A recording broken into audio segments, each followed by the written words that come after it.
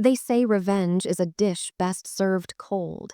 What they don't tell you is how cold you have to become to serve it. They don't tell you about the years spent in the shadows, watching, waiting, and meticulously forging the perfect weapon. My weapon wasn't a knife or a gun. It was something far more precise. It was the truth. And my target wasn't just the man who broke my heart and stole my future. It was the very foundation his world was built on, his family. My story doesn't begin with a dramatic explosion or a shouting match. It begins quietly, in a small apartment filled with the smell of coffee and the soft glow of a computer screen. It begins with love. His name was Julian Davenport. To me, he was the world. To the world, he was the charming, ambitious son of the wealthy Davenport family, a family that valued image and legacy above all else. We met in college. I was the quiet, nerdy girl who lived in the library, fascinated by code and algorithms. He was the business major who could sell ice to a polar bear. He was my opposite, and I was completely drawn to his fire. He, in turn, seemed fascinated by my mind. "You're a genius, Alara," he'd say, his eyes gleaming as I explained my latest project. "You see the world in a way no one else does." And for 5 years, I believed him. We were the perfect team. I was the architect, and he was the showman. We lived in a world of shared dreams, late-night brainstorming sessions, and promises whispered in the dark. Our biggest dream, my masterpiece, was an app I called ConnectSphere. It wasn't just another social network. It was a platform designed to fight urban loneliness, to create real-world micro-communities. It used a unique algorithm I had spent 3 years developing, an algorithm that could connect people based on shared values, struggles, and schedules, facilitating actual face-to-face interactions. It was meant to help people. It was my heart and soul poured into lines of code. Julian was its biggest cheerleader. He helped me design the business plan. He talked about funding, about changing the world. His family, the Davenports, were always in the background. They were polite to me, but in a distant, formal way. I was the clever girlfriend, a temporary fixture until Julian found someone more suitable. I saw the way his father, a cold, imposing man, looked at me, like I was a curious project, not a person. His mother was all polite smiles and veiled questions about my background. His entire life was a performance for their approval. He craved it like a starving man craves bread. I was too in love to see the red flags, too busy building our future to notice he was only building his. The night I finished the final beta of ConnectSphere, I felt like I was standing on top of the world. The code was perfect, the interface was seamless. It worked. It truly worked. I called Julian, my voice trembling with excitement. "It's done, Julian. It's finally done. Everything we worked for." He arrived at my apartment with a bottle of expensive champagne. His smile was wider than I'd ever seen it. "I knew you could do it, Alara," he said, kissing me. "You're going to change the world. We are going to change the world." That night, we celebrated. He held me close and told me he had a surprise. He said he had a meeting set up with a group of angel investors, big ones. "I just need the full presentation deck and the source code to show them the backend," he explained. "They're old-fashioned. They want to see the engine under the hood." I didn't hesitate for a second. I trusted him completely. I transferred everything to a secure drive and handed it to him. It felt like I was handing him the key to our future. He held it in his hand, looking at it with an intensity that I mistook for passion. "This is it," he whispered. "This is everything." Then he left, promising to call me the second the meeting was over. That was the last time I saw the Julian I thought I knew. He didn't call the next day, or the day after. My calls went to voicemail, my texts went unanswered. A week of agonizing silence passed. I was starting to panic, thinking something terrible had happened to him. I went to his apartment, but he was gone. I even tried calling his parents, but their assistant coldly informed me that the Davenports were unavailable. And then, one Tuesday morning, I saw him. Not in person, but on the news. He was standing on a brightly lit stage, in front of a massive screen that displayed a logo I knew better than my own reflection. The ConnectSphere logo. He was being hailed as a visionary, the new prodigy of the tech world. The news anchor's voice buzzed in the background. Julian Davenport, the brilliant mind behind the revolutionary new app, ConnectSphere, has just secured $10 million in seed funding. The world around me went silent. All I could hear was the pounding in my ears. He was reading from my presentation, using my words, my vision. And his family was sitting in the front row, beaming with pride. His father, for the first time, was looking at him with genuine admiration. In that moment, Julian had gotten everything he ever wanted, and he had used my soul to pay for it. The betrayal wasn't just a crack in my heart, it was a chasm that swallowed my entire world whole. And in the depths of that darkness, a cold, quiet promise began to form. He had built his kingdom on my ruins. I would make sure it was his family who helped me burn it to the ground. The first stage of betrayal isn't anger. It's a hollow, ringing silence. The world keeps moving, the news anchors keep talking, but you're frozen in a pocket of time, unable to process how everything you knew to be true has just evaporated. I watched that press conference on a loop, each word a fresh wound. His confident smile, the easy way he claimed my work, the rehearsed answers to questions about his inspiration. It was a perfect performance. My first instinct was to fight, to scream from the rooftops what he had done. I called him again and again. Finally, he picked up. His voice was cold, distant, like we were strangers. "Julian, what is this? What have you done?" I asked, my voice barely a whisper. "I've secured our future, Alara," he said, his tone chillingly calm. "This was the only way. You're a brilliant coder, but you don't have the name, the connections. I do. This is better for everyone." Better for everyone. You stole my life's work. You erased me. "Don't be so dramatic," he scoffed. "I'm the face of the company. You can work for me. I'll even give you a generous salary." The sheer audacity of it left me speechless. He wasn't just a thief. He was trying to reframe his crime as a favor. That's when the anger finally came, hot and blinding. I told him I would expose him. I would show everyone the original files, the emails, the proof. He laughed, a short, ugly sound. "And who do you think they will believe, Alara? A no-name coder from a tiny apartment, or Julian Davenport with a team of the best lawyers in the country?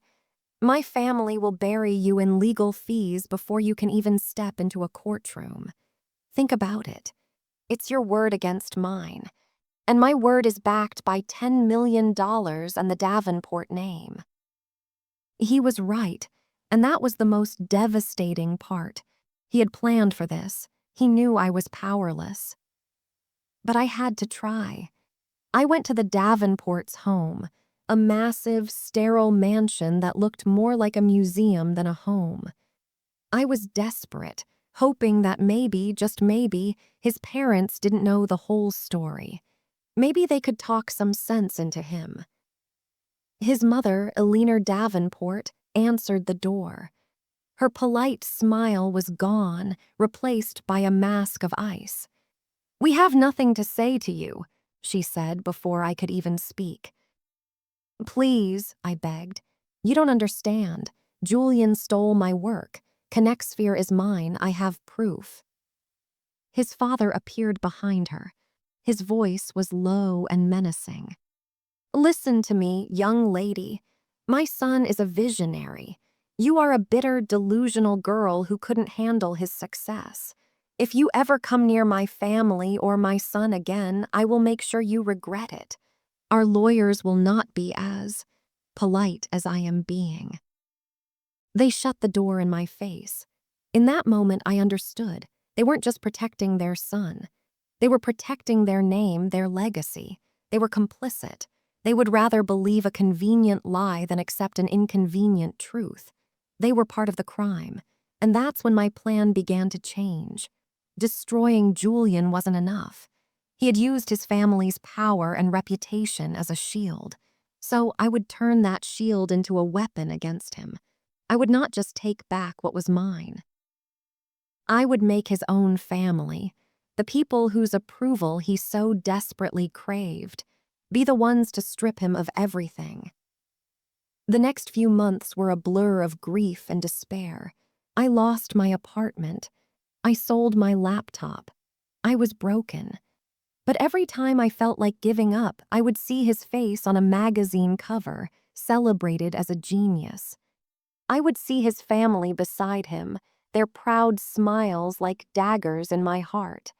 And that anger, that cold, burning rage would solidify into purpose. I disappeared. I moved to a different city, took on a menial job, and started living a life completely off the grid. I wasn't hiding, I was preparing. I spent every spare moment in the public library, not coding, but studying. I studied the Davenports. I learned about their businesses, their investments, their social circles, their charities. I learned about their pride, their arrogance, and their deepest insecurities. And I started building again, not an app, but a new identity. I used my skills to do freelance, anonymous coding work, slowly building up capital. I invested it wisely. I learned about the stock market, about corporate structures, about how the world of the wealthy really works. I wasn't a Lara, the heartbroken coder, anymore. I was becoming someone else. Someone colder, smarter, and infinitely more patient. 5 years. 5 years I spent in the shadows, forging myself into the perfect ghost. Julian's company, Connexsphere, had become a global phenomenon. He was a tech celebrity. He and his family were untouchable, or so they thought. They had forgotten about me. They assumed I had faded away, a forgotten, bitter memory. They never imagined that the ghost of the girl they had destroyed was about to come back and haunt them. They had closed a door on me. I was about to dismantle their entire house, brick by brick, from the inside out. 5 years is a long time. It's long enough for wounds to scar over, for anger to cool into a diamond-hard resolve. It's long enough to transform.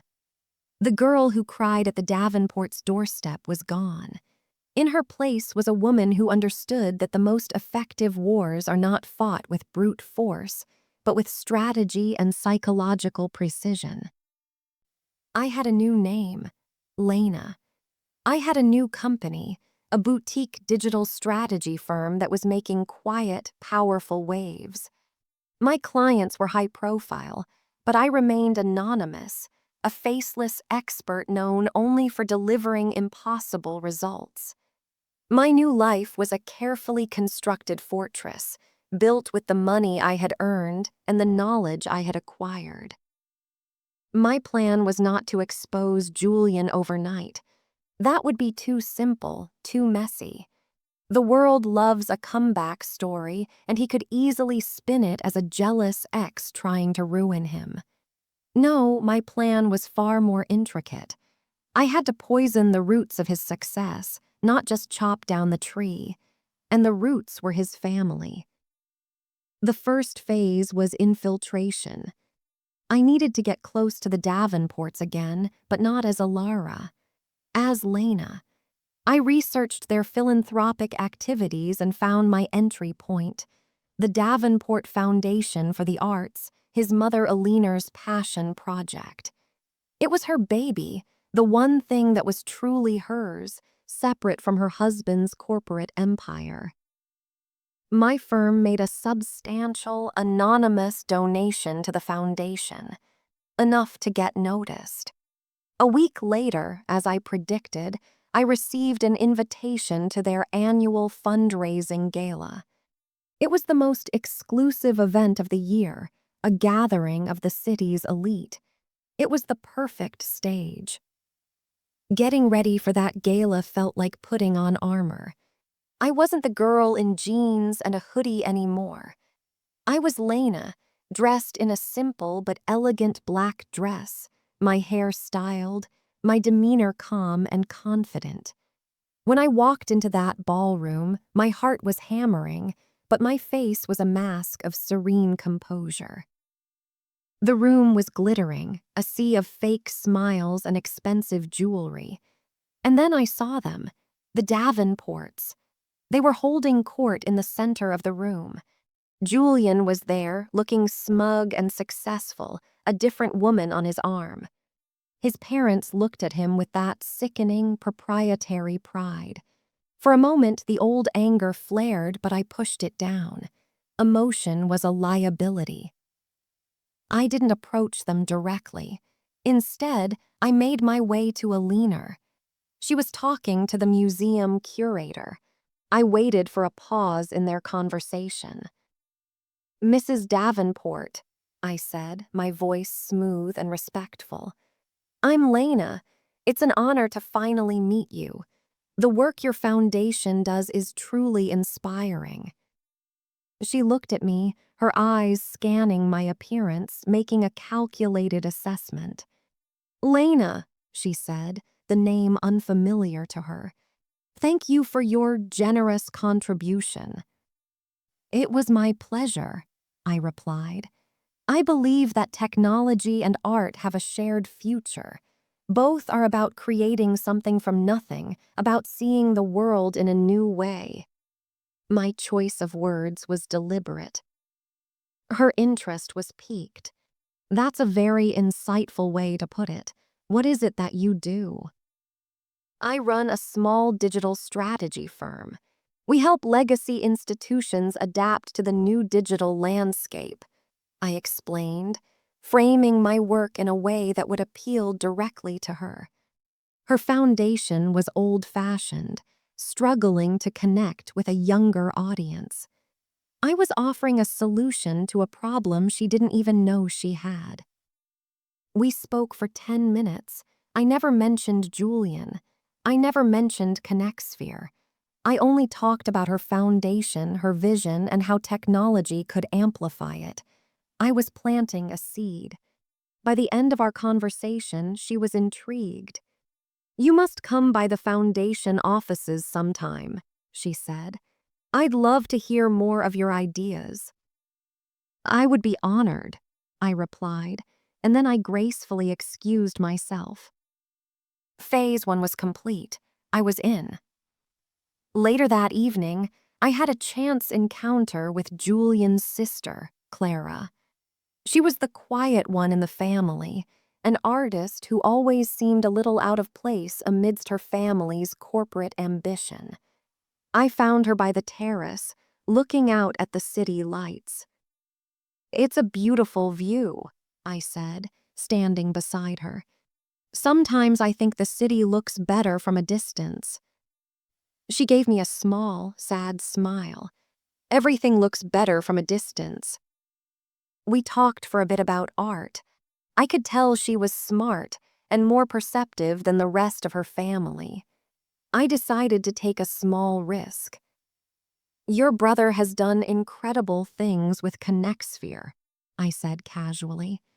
"It's amazing how a single idea can change so many lives.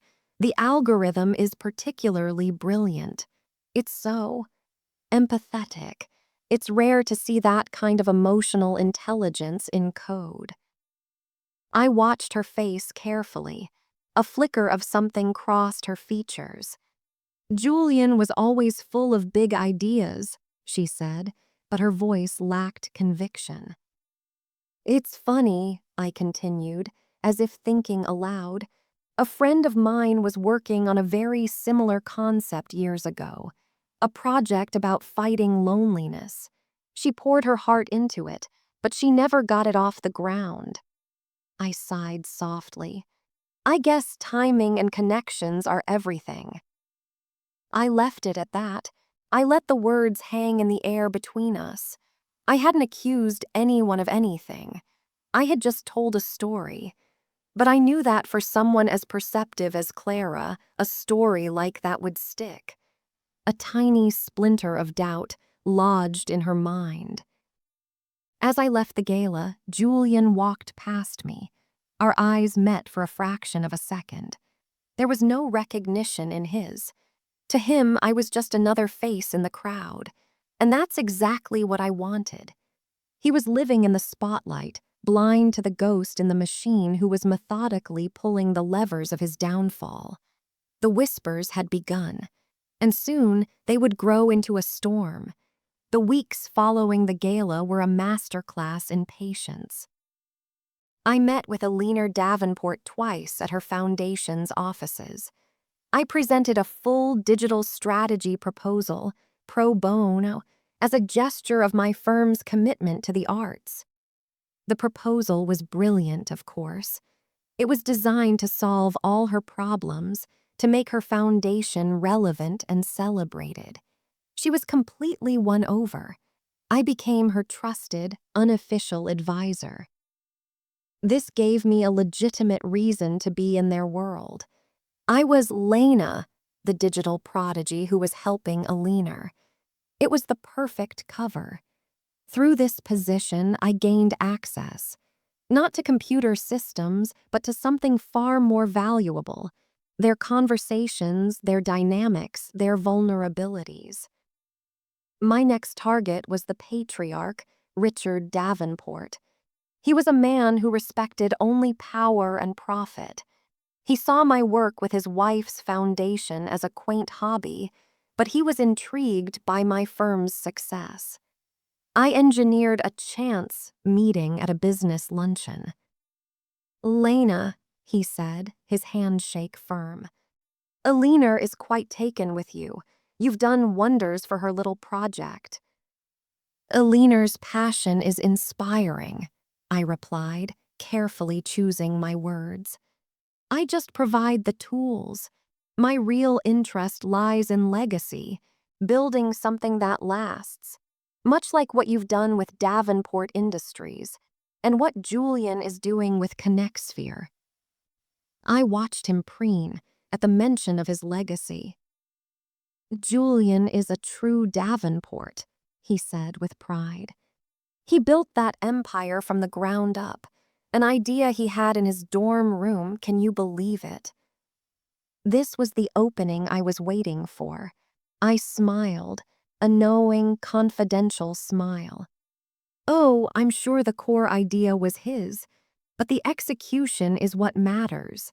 He was clever to bring in the right technical talent to build it.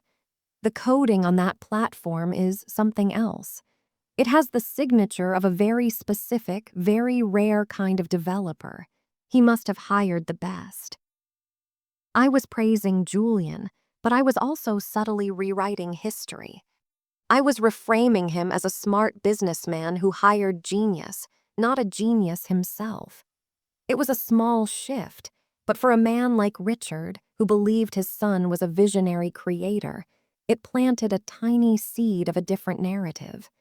It protected his son's success, but chipped away at the myth of his solitary genius. Richard wouldn't question it now, but the idea was there, dormant. Meanwhile, I continued my quiet cultivation of Clara. We met for coffee, under the pretense of discussing how to integrate her art into the foundation's new digital presence.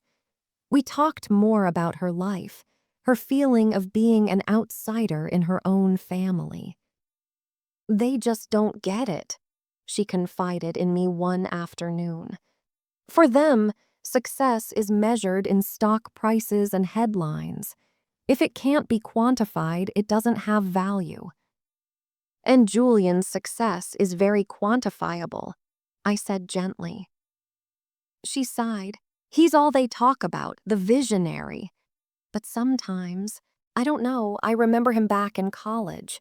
He was always good at presenting ideas, but he could never be bothered with the hard work, the nitty-gritty details, the kind of obsessive work it would take to build something like ConnectSphere. She trailed off, looking at me. That story you told me about your friend, it's strange, but it stuck with me. The world is full of brilliant people who never get the credit, I said, taking a sip of my coffee, and full of others who are very good at taking it. I never pushed her. I just offered a safe space for her doubts to grow. I was becoming her confidant, the one person she could talk to who wasn't a Davenport. The final piece of this phase was to put Julian himself under pressure. My company anonymously funded a rival app. We called it Nexus. Nexus did everything ConnectSphere did, but it was slightly better, more intuitive. More importantly, it was built on a more advanced version of my original algorithm, an evolution I had created in my 5 years of exile. Suddenly, Julian wasn't the only player in the game anymore. Nexus started getting media attention. Tech blogs began publishing side-by-side comparisons, pointing out the subtle, yet significant, superiorities of Nexus. They noted that ConnectSphere's code, while good, felt dated, while Nexus felt like the future. The pressure began to mount. Julian's investors started asking questions. His board demanded updates, innovation. But how could he innovate on something he never truly understood? He couldn't evolve the code because he hadn't written it. He started making mistakes. He pushed out clumsy updates that were full of bugs. He gave interviews where his technical explanations were vague and full of business jargon. At family dinners, which I was now occasionally invited to as a leaner's protege, I could see the strain on his face. One evening, his father brought up the new competitor. This Nexus is becoming a problem, Julian. Their user engagement is skyrocketing. What's your plan? It's a flash in the pan, Julian snapped, his voice sharper than usual. They're a copycat. Are they?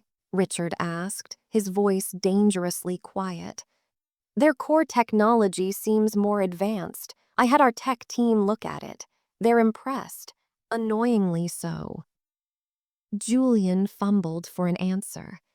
I'm working on a major upgrade. Version 3. It will blow them out of the water. It was a lie, and I knew it. There would be no 3. He didn't have the ability. Later, Clara caught me in the hallway. He's spiraling, she whispered. He's been like this for weeks. He locks himself in his office, but he's not working. I think he's scared. The brightest lights cast the darkest shadows, I said softly. I had them all where I wanted them.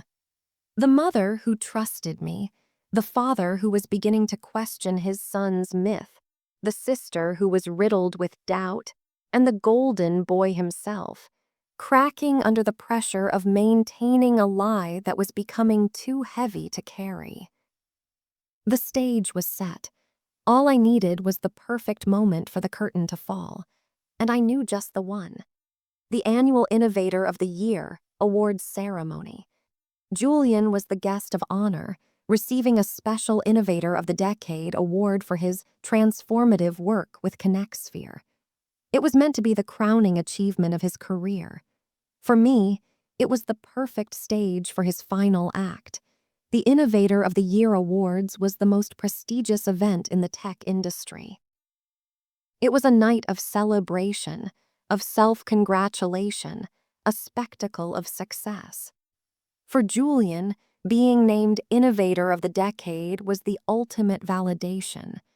It was the moment that would cement his legacy, silencing all the recent whispers about Nexus and his company's stagnation. His family was ecstatic. They had bought 2 tables at the front of the grand ballroom. This was their night as much as it was his. My invitation came via Alina Davenport, of course. I was her guest. "You must come, Lena," she had insisted. "You're part of the family's success now, too." The irony was so thick I could have choked on it. My role that night was to be an observer. The trap had already been set, a digital time bomb waiting for the perfect moment to detonate. Over the past few months, my team and I had prepared a video. It wasn't a dramatic, accusatory exposé. That would have been too crude. It was something far more insidious. It was a tribute. The video was a carefully edited montage. It started with generic stock footage of coders and innovators, set to inspiring music. Then, it slowly began to focus on the genesis of community-building technology. It included audio clips from tech podcasts and interviews, where experts discussed the core principles of the algorithm used in apps like ConnectSphere and Nexus. And woven into this were my ghosts, a screen recording of my original code with the creation date clearly visible, June 2018. My name was visible in the comment lines, a breadcrumb for those who knew where to look. There were snippets of my original design documents with my handwriting, and the centerpiece, an audio file. It was a voice memo from my old phone, which I had backed up religiously. It was from a late-night brainstorming session. It was mostly my voice, passionately describing the empathetic algorithm, with Julian's voice occasionally chiming in with, "Wow," and "That's incredible." It wasn't a smoking gun, but it was 1,000 cuts. The video was designed not to scream, "He's a fraud," but to whisper, "Here's the real story." It would be presented as a special tribute to the unsung heroes of innovation, a look at the collaborative spirit behind great ideas. The final slide was a simple, powerful question. Where does true innovation come from? The video file was in the hands of a technician at the event, a freelancer I had paid handsomely. He was instructed to play my file instead of the official tribute video that the awards committee had prepared for Julian. It was a simple switch, a small act of sabotage that would trigger an avalanche. I arrived at the ballroom and took my seat at the Davenport's table. I was calm, my heartbeat steady. I nodded politely at Richard and Alina, who were beaming.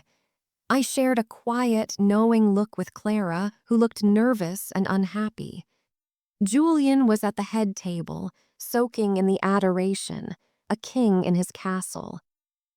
The ceremony began, speeches were made, awards were given. Finally, the moment arrived. The host came on stage.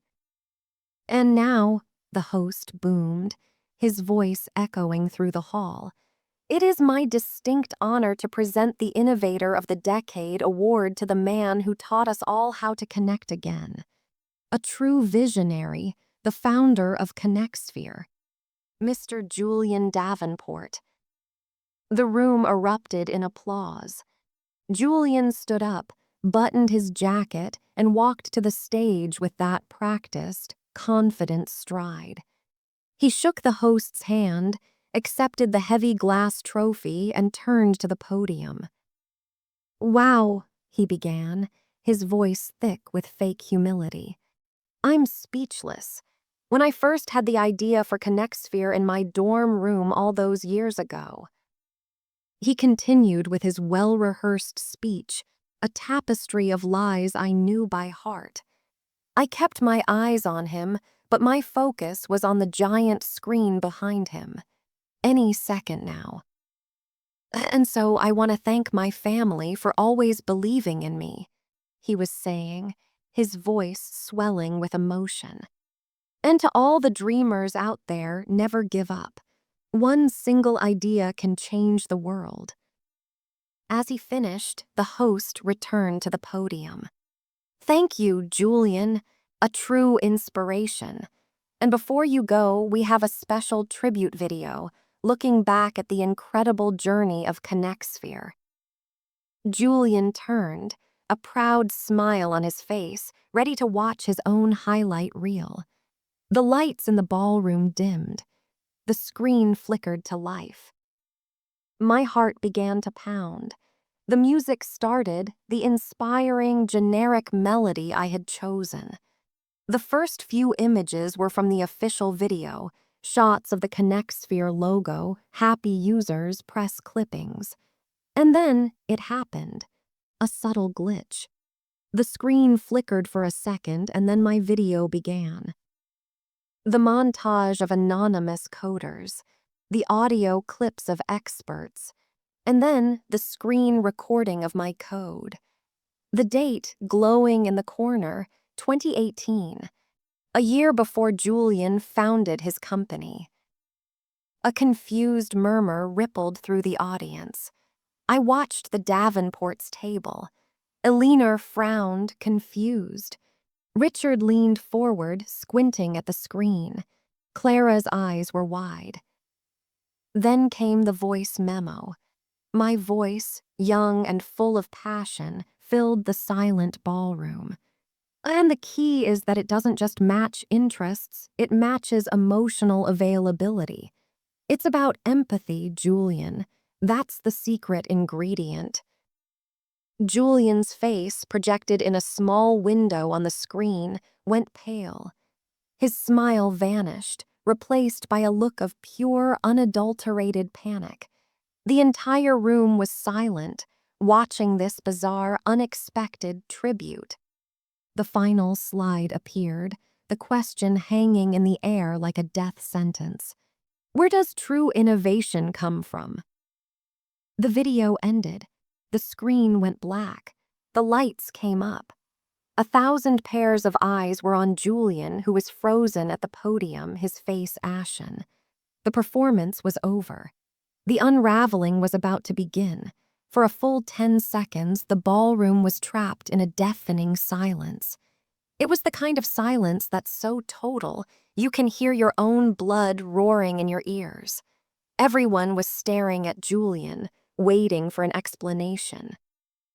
The host, completely bewildered, stood a few feet away, microphone in hand, his face a mask of confusion. This was the moment of truth. A seasoned liar, a true master of deception, might have been able to salvage it. He could have laughed it off, called it a technical glitch, or claimed it was a tribute to his early development team. But Julian was not a master. He was just an arrogant thief who had never been caught, and under the weight of 1,000 eyes, he didn't just crack. He shattered. What was that? He stammered into the microphone, his voice high and thin. That's not. Turn it off. Who did that? His panic was palpable. It radiated off him in waves, filling the room with the stench of guilt. The host, trying to regain control, stepped forward. Ladies and gentlemen, it seems we've had a slight technical issue with the tribute video. Issue? Julian practically shrieked, his voice breaking. That was a setup, a lie. Someone is trying to sabotage me. He was spiraling, and it was a spectacular sight. He had lost control of the narrative, and his frantic denials were only digging his grave deeper. I watched, my expression neutral, as he self-destructed on stage. My eyes drifted to the Davenport's table. Richard's face was stone. The pride was gone, replaced by a cold, calculating fury. He wasn't looking at Julian. He was looking at the faces of his business rivals and peers around the room, seeing the whispers, the smirks, the dawning realization on their faces. He was watching his family's reputation being incinerated in real time. Alina was white as a sheet, her hand over her mouth. Her eyes were locked on her son, a look of horrified disbelief on her face. This was not the visionary she had championed. This was a panicked, cornered child. But it was Clara's reaction that struck me the most. There was no shock on her face, just a profound, heartbreaking sadness. A look of confirmation, as if the splinter of doubt I had planted in her mind had just burst through her heart. She knew. In that moment, she knew it was all true. On stage, Julian was still ranting. "ConnectSphere is mine. I built it. This is a pathetic attempt by my competitors to discredit me." A journalist from a major tech publication stood up in the audience. "Mr. Davenport," she called out, her voice cutting through his tirade. "The video showed code dated from 2018. Your company was officially founded in 2019. Can you explain that discrepancy?" Julian froze. He opened his mouth, but no sound came out. He had no answer. He was trapped in his own lie, the spotlight now a harsh, unforgiving interrogator's lamp. He looked desperately towards his family's table, searching for support, for a lifeline. But his father wasn't looking at him. Richard Davenport stood up, his face a mask of thunder. He didn't say a word. He simply turned and walked out of the ballroom. It was a silent, brutal condemnation. Alina, tears streaming down her face, followed him, not even glancing at her son. The spell was broken. People started talking, pulling out their phones. The story was already breaking on social media. Davenport fraud was probably already trending. Only Clara remained at the table. Her eyes met mine from across the room. There was no anger in them, just a quiet, devastating understanding. She gave a single, almost imperceptible nod, a concession of the truth. Then she, too, stood up and walked away, leaving Julian utterly and completely alone on that stage, his precious award forgotten on the podium, a monument to his stolen glory. I stayed in my seat for a few moments, watching him. The man who had everything, who had taken my entire world, now had nothing. He was a king without a kingdom, a son without a family, an innovator with no innovation. He was just a fraud, exposed to the world by the ghost he thought he had vanquished. I didn't feel a surge of triumph. I didn't feel joy. I just felt quiet, a calm, quiet sense of justice. The scales had finally been balanced. I stood up and walked out of the ballroom, melting back into the shadows from which I had come. The implosion was complete. The fallout was just beginning. The aftermath of the awards ceremony was a media firestorm. The video I had created was leaked online within the hour, and it went viral. Tech journalists and internet sleuths tore the story apart, and it didn't take them long to connect the dots. They found my old digital footprint, my college projects, my early blog posts about a community-building app. The proof was overwhelming. The narrative was no longer Julian Davenport, boy genius. It was Julian Davenport, the great pretender. ConnectSphere's stock plummeted overnight. The board of directors called an emergency meeting and forced Julian to resign in disgrace. The $10 million investment, the empire he had built on my back, crumbled into dust in less than a week. He was publicly shamed, a pariah in the industry he had dominated. But my goal was never just his professional ruin. It was about his family. It was about making them see the truth they had refused to see 5 years ago.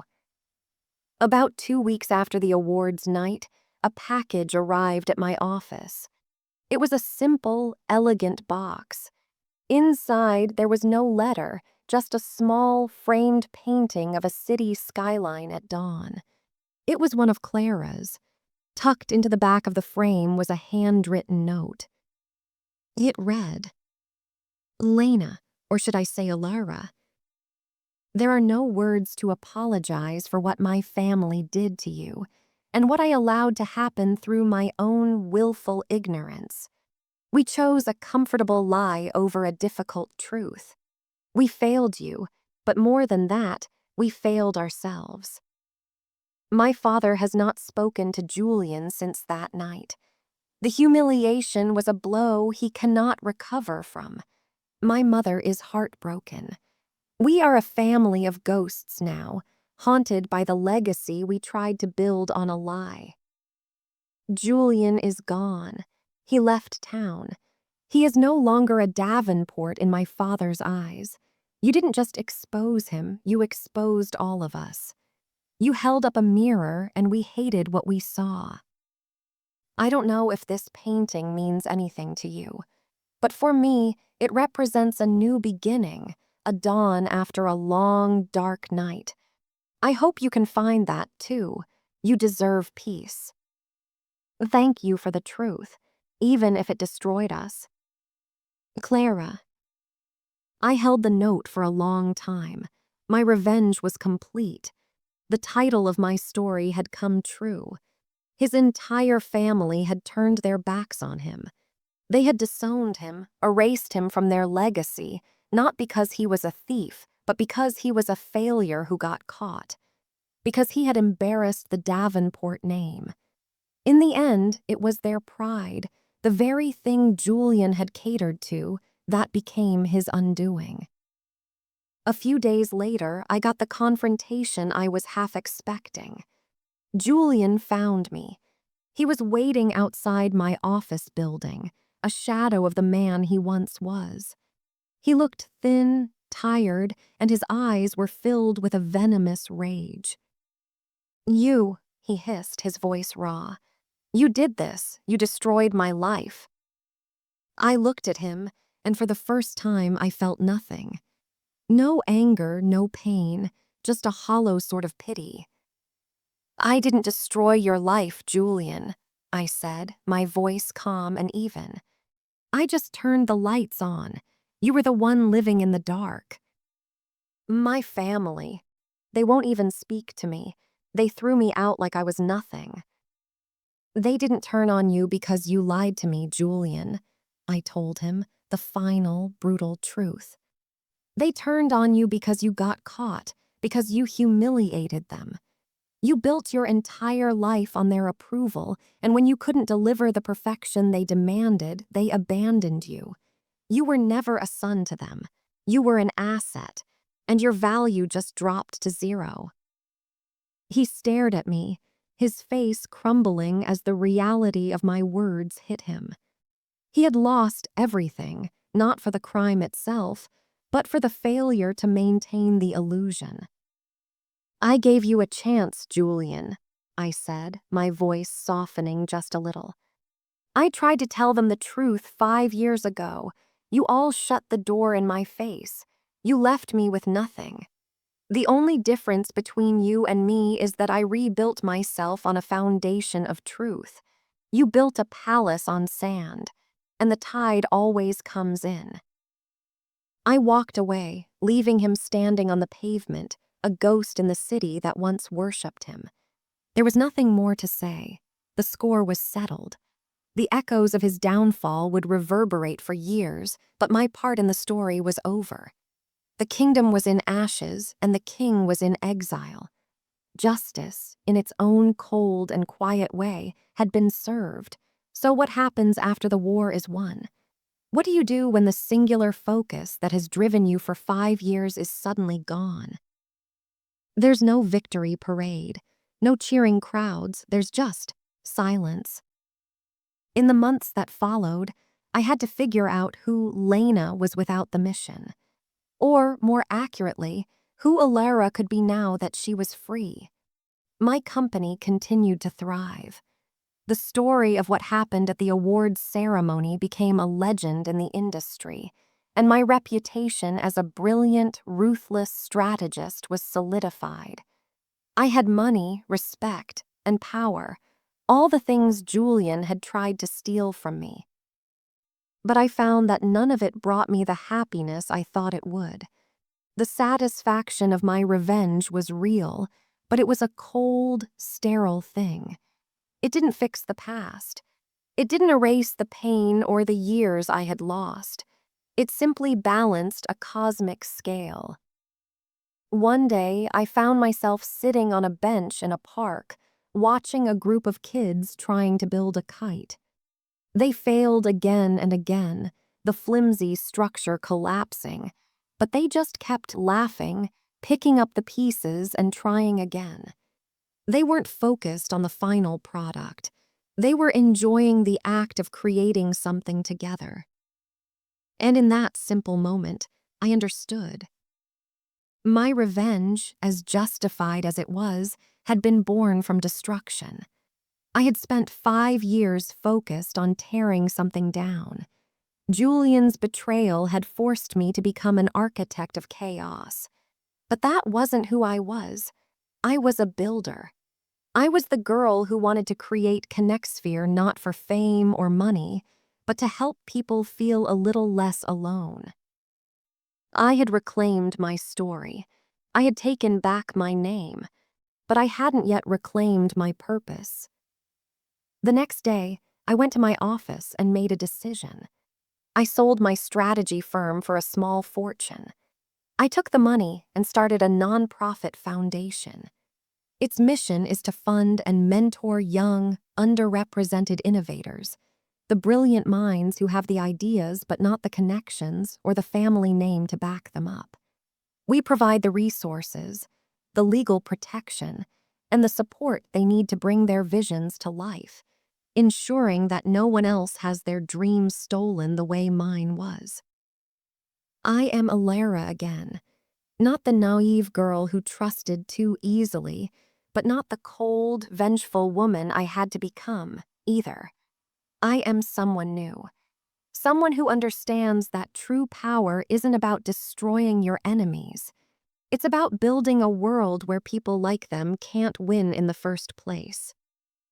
My revenge didn't just make Julian's family turn their backs on him. It forced me to turn my back on the person I had become, the person consumed by vengeance. It taught me that the best revenge isn't ruin. It's building a life so full of purpose and light that the shadows of the past can no longer touch you. Julian built his life for the approval of others, and when that approval was gone, he had nothing. I am now building something for myself on a foundation of integrity and truth, and that is a kingdom that no one can ever take away. The dish I served was cold, yes, but the peace I found afterward, that is warmer than I could have ever imagined. If you like this video, please like and subscribe.